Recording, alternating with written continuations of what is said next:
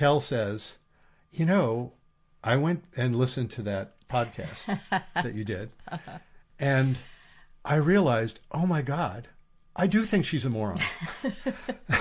and I'm looking and say, really? And she, now, important point, she's smiling too. Uh-huh. She's not thinking, oh my God, he thinks I'm a moron. Right. She's smiling too. So well, what do you mean by that?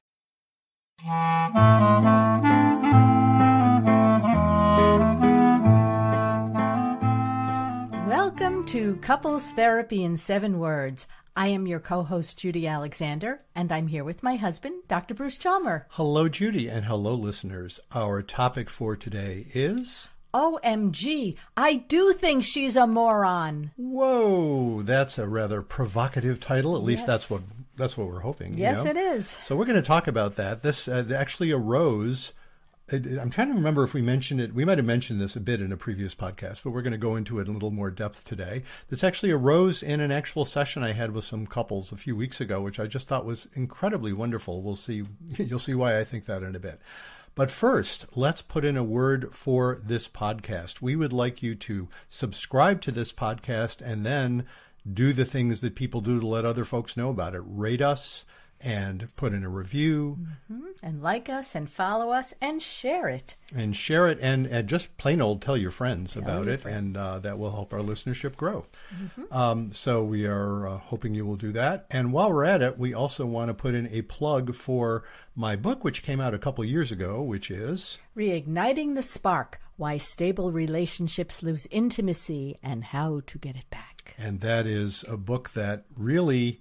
was the impetus for doing this podcast. It's organized around the 7 words of our formula, Couples Therapy in 7 Words, which are... Be kind, don't panic, and have faith. Indeed. And so I invite you to get a hold of that book anywhere books are sold.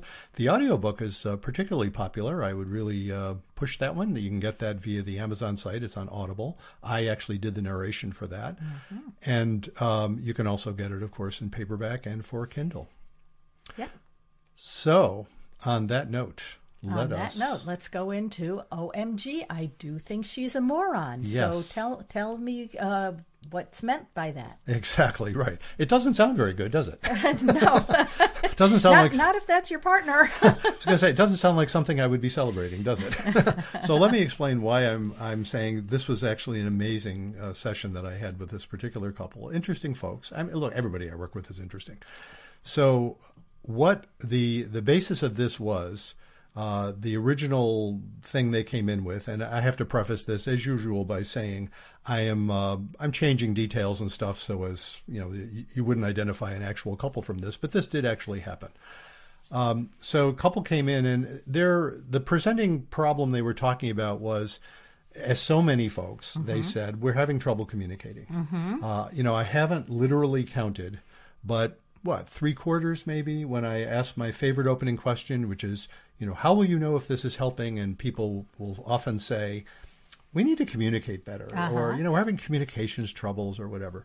And that's what they were saying. And we got a little more into it, and they started talking about how it was really hard for the man of the couple. And I'm going to use the names I'm using in my new book for this couple, because I tell this story in my new book. Hint, hint. There's a new book coming out, folks. A new book coming out. I call them Polly and Cal. Mm-hmm. I realized when I made up those names, that's like Cal Poly, which is the name of the university. But nevertheless, Polly and Cal, that's what I call them. Okay. So Cal and Polly were saying, they're having this issue. And what would happen is that Cal would want to be helpful to Polly, which is, a nice thing to want to do. And he would suggest things to her that maybe she could make her life easier by doing something differently. Sure. And it was, from his perspective, was coming from a helpful place. And she would hear these things and bristle. And you're laughing, and I wonder, before I even get into it. I'm laughing because, did you ever see that video where the man and woman are sitting on the couch and she has a nail sticking out of her forehead? Yes, and folks, if you haven't seen that, Google it. It's not about the nail. That's what it's called. It is so funny. It is anyway, that's what hilarious. I started thinking of when you started telling me the story. Well, and that's an interesting spin, because that's kind of the other side of this. Yeah, which is a good point. Yeah, that is. Sorry about that. I didn't well, mean now to I'm thinking interrupt your about that. story, but it just brought that to mind. That is absolutely hilarious. Now I got to laugh about that video. But in any case, that's the situation. He's trying to be helpful, and it's funny because the one in the video is she's saying, "Would you please stop trying to solve the problem and just hear me?" That's what it is. She has a nail sticking out of her forehead. Anyway. But this isn't like that. This is like, no, he's just, he's offering whatever he's offering. She's bristling at it and gets angry. And often what she would just do is sort of shut down and just not engage or just sort of not know what to do or right, whatever. Because here he is trying to fix my life again. Well, that's not what she's saying. That's the interesting thing. No, it's interesting because that's one way I often hear it. But it's not like she's resenting him. Oh. She's just shutting down. And that's an interesting part of this story. And I hear this. And we know why she's shutting down? We will come around to that in a moment. Yes. So we're talking about this, and these are two people. Let me, sort of set the stage. These are two people who clearly, they love each other. Like almost everybody I see, and I usually point this out explicitly, they're not crazy. They're not psychotic. They're not unintelligent at all. They're totally intelligent. There's no problem. They're not cognitively impaired. They're not having any difficulties in terms of, neither one of them's on the autistic spectrum at all, which is to say they can tell if the other one is upset or happy or whatever. They can read the cues. They can read the cues, yes. So all of that is, well in the normal range, which is the vast majority of folks that I see. And yet they're having this issue and they can't quite get to the bottom of it. And if they try and talk about it, they just both get upset. So we're talking about these things, and along lines of talking about it, there's other stuff that comes up, of course, in sessions like this. And so we're about 3 or 4 sessions in. Around, I think it was like the 4th session, they came in and she was saying, well, things have really seemed to have gotten better. Things seem a little easier right now. And then that was Polly said that. And Kel said, well, yeah, they've gotten easier because I realized I just shouldn't say anything. I should just bite my tongue. And, he wasn't real happy about that. And Polly, in hearing that, wasn't happy about it either because she was thinking things were better. And then she's looking at her husband and he's thinking he's kind of miserable. It's like he feels like he can't say anything. Yeah. And that's not a fun way to feel in a relationship. And that's not a good way for a relationship to thrive either. No. So there they are sitting about this. So we're talking some more about this stuff. Somewhere along the way, and I'm sure that one of the reasons I'm excited about doing this on our podcast is it's related to our most popular podcast episode. Because I had mentioned somewhere in one of those sessions that we did this podcast called It's Not About Communication. Right. And he... I don't think I even mentioned it in that 4th session. I think I had mentioned it earlier. So they come back a couple of weeks later, and they're both smiling. But they both, I don't know about, maybe beaming is too strong, but they both smiling coming in. And I'm saying, how you doing? And so Kel says, I went and listened to that podcast that you did, and I realized, oh my God, I do think she's a moron. and I'm looking and say, really? And she, now, important point, she's smiling too. She's not thinking, oh my God, he thinks I'm a moron. Right. She's smiling too. So well, what do you mean by that?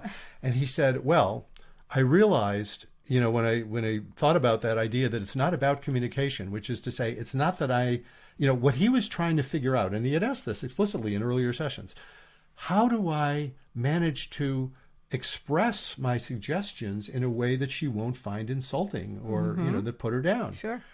It must be that, the implication there is either he's not skilled in figuring out how to say it right, and she's obviously oversensitive. Right. And he realized when he listened to our podcast, he said, oh my God, the problem isn't that she's oversensitive. The problem is that I am, in fact, being disrespectful, which is to say, I actually do think she's a moron. Now, he says that, obviously, he doesn't actually anymore think she's a moron.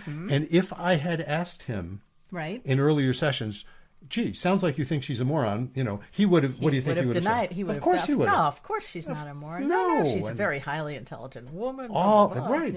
And those things he would have meant it when he said. Sure. But he realized in reflecting, and I got to give him a lot of credit, her too in a moment, by the way, we'll come back around to that. But I got to give him a lot of credit because to look at this and face it is not an easy thing for a guy to do, says I, the guy, who kind of knows this one, unfortunately. Yeah. We are capable, we men, and look, women can do this too, but men, I think we have a particular brand style in how we pull this one off. This is related to mansplaining, right? It's kind of a corollary to mansplaining. We can be, like I need to mansplain this to you. We can be arrogant, we guys. I know you've never heard that before. Huh. Yeah, I'm sure you have no experience of that, but none whatsoever. Turns out, yeah. No, it's so that's what's impressive to me as a guy is that he could actually see this. He could recognize it, and he said, "Oh my God, the problem isn't that she's oversensitive. The problem is that I guess I was thinking I know better than she does about everything." Sure. And that's my suggestions were kind of subtle put downs. It's like, "Oh, you silly person, let me help you out because I know better than you about pretty much anything." Now, she's smiling too. Now, that one is interesting because that's not what always happens in a situation like this. Actually, before I go further, can you what does your gut tell you? You know, as a woman, what does your gut tell you if you discovered if I fessed up to that? What would be your emotional reaction? Do you think? Probably it's about time he realized what a jerk he's being. Exactly. Right. Exactly. Yeah. And I often see that, I say, this particular experience isn't all that common, but I've seen it before. The guy starts to get a clue. Yeah. And the guy is hoping, of course, oh, good, I'm getting a clue. I'm finally hearing what she's been trying to tell me for years. She's going to be grateful. Of course. Yeah. And she's not grateful. She's pissed. Because exactly what you said, right? It's like, right.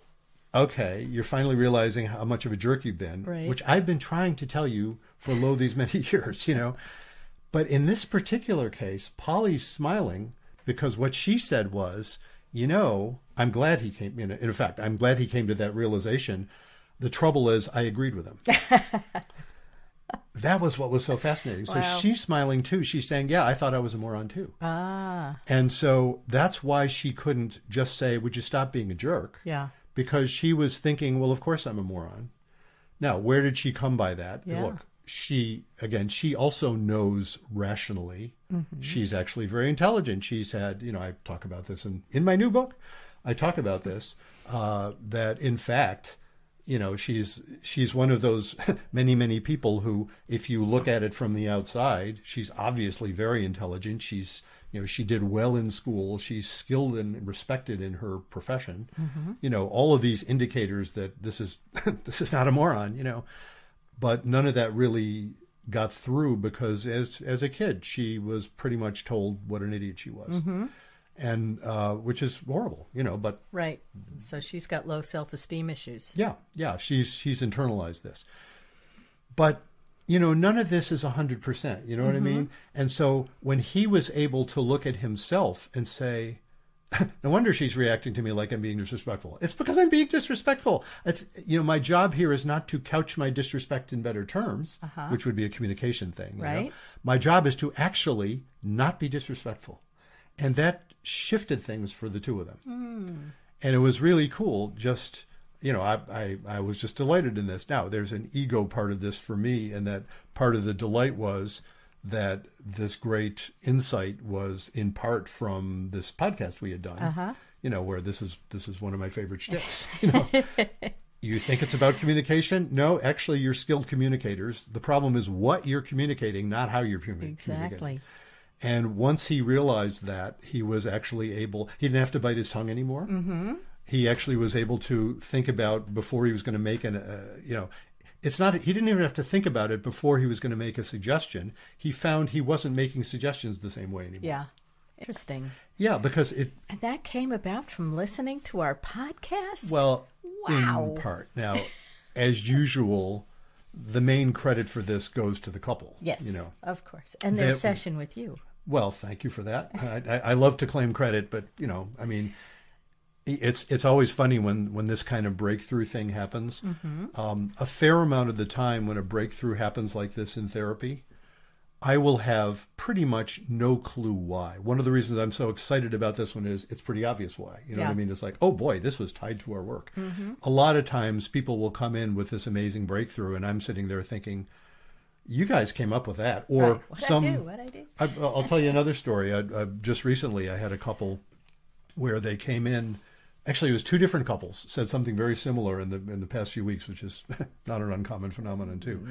And they both said, you know, we were talking to some friends and hearing about their problems, and that really put things in perspective.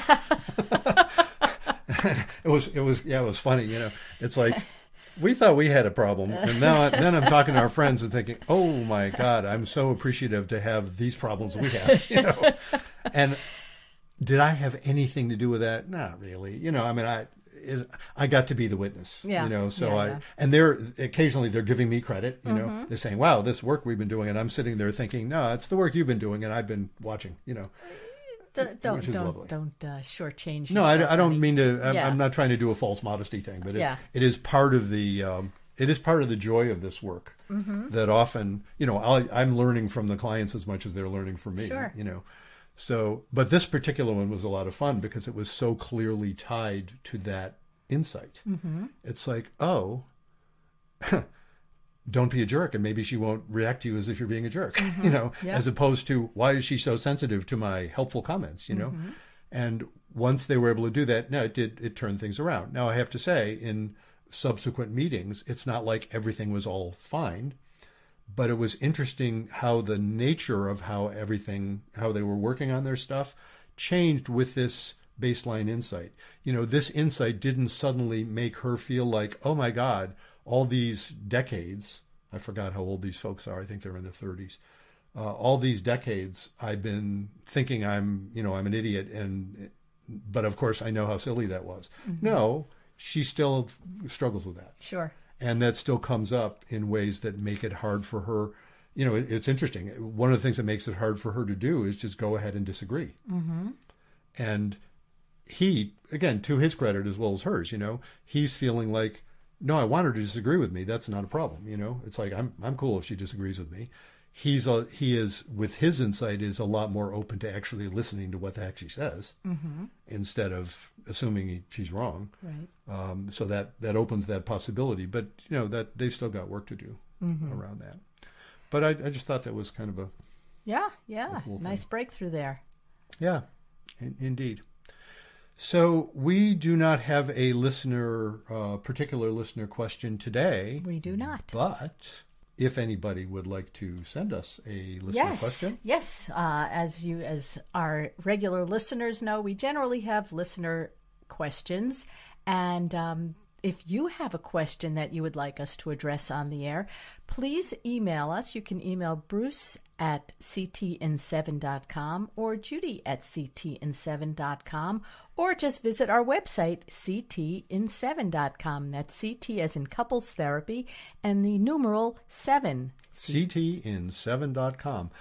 We're in the process of redoing that website, by the way. So if you checked it, today, in the sense of the day we're recording this, which happens to be September 2nd, 2022, it's still the old form, but we actually have a pro working on it. We do. Which I'm probably should have done years ago, but I was too cheap. But by golly, now we have an actual pro working on it, and it's going to be a lot nicer website. But it's not quite up yet, but, you know, a couple of weeks it'll probably be up. Yeah.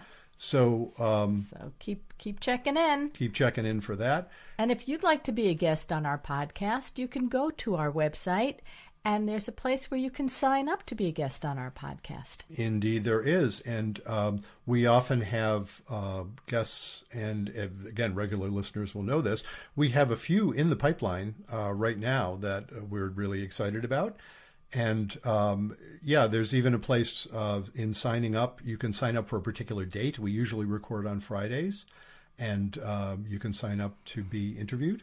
And if you yourself do not want to be on the podcast, but there's a topic that you'd like us to discuss and address, you can send that in as well. Indeed. So let's put in another word for the book that is already out, which Right. is... Reigniting the Spark, Why Stable Relationships Lose Intimacy and How to Get It Back. And that is available anywhere books are sold. And I am going to telegraph the title, at least the working title right now, which I think is going to stay that way, although can't promise that 100%, of the next book, which is kind of related to the topic we were talking about today. And that book is going to be called It's Not About Communication, Why Everything You Know About Couples Therapy is Wrong. So watch for that in a few months down the line. We'll haven't got a publication date for that yet, but it is in process. And so until next time, Remember, be kind don't panic. and have faith.